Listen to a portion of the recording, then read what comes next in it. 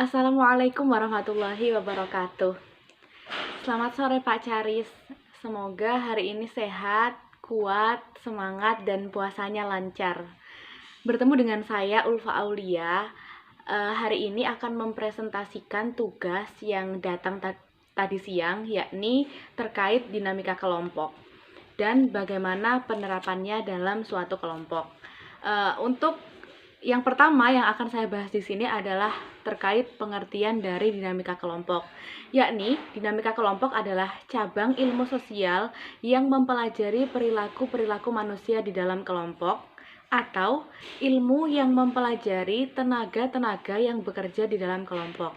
Dari dua pengertian ini kita dapat simpulkan bahwa dinamika kelompok ini adalah sesuatu yang menyenangkan, yang sengaja dihadirkan dalam suasana kelompok sehingga akan memberikan suasana yang nyaman, tenang, dan seperti kehendak hati seorang klien atau audiens. Yang kedua adalah pendekatan dari dinamika kelompok. Di sini saya sebutkan ada dua. Yang pertama adalah pendekatan sosiologis, yakni analisis terhadap komponen kelompok dan sistem sosial yang berlaku di dalam kelompok. Dan yang kedua ada pendekatan psikososial, yakni analisis terhadap faktor yang mempengaruhi dinamika kelompok dalam suatu kelompok tersebut. Ada beberapa hal yang mempengaruhi dinamika kelompok. Saya sebutkan di sini ada 5. Yang pertama adalah besaran kelompok atau size of the group. Ada yang kedua status dan peranan sosial atau individual role and status. Yang ketiga ada jaringan komunikasi atau the web of communication. Yang keempat ada pimpinan dan suasana kepemimpinan atau leader and leadership situation. Dan yang terakhir ada tugas kelompok atau group task. Untuk yang selanjutnya di sini saya akan membahas tentang hal-hal yang perlu diperhatikan di dalam pembina dinamika kelompok dalam suatu kelompok. Di sini yang pertama ada peserta. Jadi kita harus tahu siapa pesertanya, berapa jumlahnya, bekerja sebagai apa atau memiliki status sosial seperti apa, berpendidikan seperti apa. Yang kedua ada tujuan. Tujuan ini harus jelas ya, walaupun kita tahu akan ada perubahan-perubahan seiring berjalannya kegiatan di dalam kelompok itu. Yang selanjutnya ada waktu. Jadi kita harus tahu berapa banyak waktu yang disediakan untuk kita dapat melaksanakan suatu dinamika kelompok dalam suatu kelompok itu. Yang keempat ada peranan pembimbing. Di sini pembimbing harus telaten, harus ulet, dan harus mengerti apa yang diinginkan oleh klien atau audiens kita. Yang selanjutnya adalah peralatan. Peralatan ini sangat urgent menentukan kesuksesan berjalannya dinamika kelompok dalam suatu kelompok.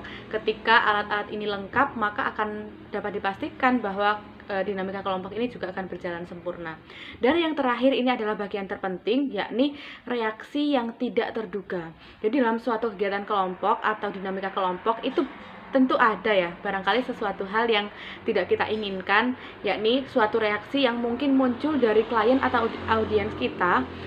Di sini kita penting dalam menyiapkan apa-apa yang sekiranya tepat untuk menjawab pertanyaan-pertanyaan atau keluhan-keluhan yang tidak terduga dari audiens kita tadi. Selanjutnya adalah jenis penerapan dari dinamika kelompok ini sendiri. Disebutkan oleh Deptan bahwa ada lebih dari 200 macam jenis dari penerapan dinamika kelompok ini. Nah, dan jenis-jenis ini adalah keseluruhannya untuk mencapai suatu tujuan. Nah, tujuan ini saya rangkum ada 6. Yang pertama adalah membentuk kelompok, yang kedua adalah komunikasi, ketiga diskusi, keempat kerjasama, kelima kepemimpinan, dan yang keenam adalah pengembangan masyarakat. Nah, kita masuk pada pembahasan yang terakhir, yakni tentang contoh penerapan dari dinamika kelompok. Di sini saya contohkan ya, misalnya seperti ini. Yang pertama, seluruh klien ini memasuki aula konseling. Setelah klien ini memasuki aula konseling, konselor itu mempersilahkan klien untuk mengambil tempat duduk senyaman mungkin dan sesuai aturan yang telah kita atur ya. Yang ketiga, konselor ini membuka sesi konseling dengan mengucapkan salam, kemudian memperkenalkan diri, dia itu siapa. Misalnya saya Salam dan saya Ulfa Aulia, seperti ini, seperti ini, seperti itu. Selanjutnya, yang keempat, konselor ini memberikan ice breaking dengan menyuarakan sebuah sambutan. Semangat pagi, yang biasanya dijawab pagi luar biasa. Misalnya seperti itu. Nah, ini juga mengandung manfaat dan tujuan.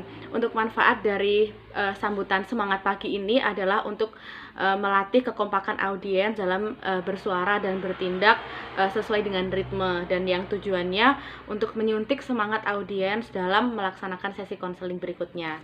Nah, yang selanjutnya ini, konselor ini bisa membuat games ya. Apabila si klien ini belum saling mengenal, maka konselor dapat menerapkan game ini, salah satunya yakni konselor meminta audiens atau klien untuk berdiri, kemudian membentuk sebuah lingkaran besar. Nah, di sini nanti konselor berada di tengah sebagai jarum jamnya, terus menyampaikan tentang rule dari permainan ini seperti apa. Nah, misalnya untuk perkenalan diri ya, misal saya menyebutkan nama saya dengan keras didengar oleh seluruh anggota konseling kelompok kita, Ulfa Aulia Handayani. Nah, nanti orang yang di kiri saya ini menyebutkan nama saya, Ulfa Aulia Handayani, dan namanya siapa. Misalnya Anis Fitria. Jadi Ulfa Aulia Handayani, Anis Fitria. Lah, nanti dilanjutkan lagi ke sana sampai audiens selesai. Nah, manfaat dari kegiatan ini adalah untuk membuat audiens ini saling mengenal dan membangun keakraban satu sama lain. Dan yang tujuannya adalah untuk menetralisir kecanggungan yang ada di dalam diri si klien kita atau audiens kita.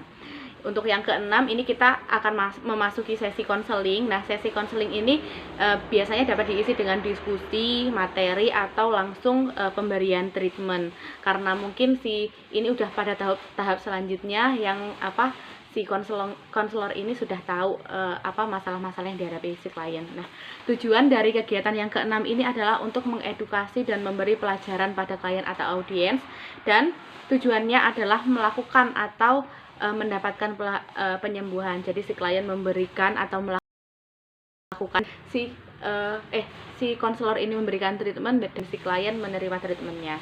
Yang ketujuh ini adalah refleksi atau follow up. Nah, pada bagian ini konselor juga dapat menerapkan mini games.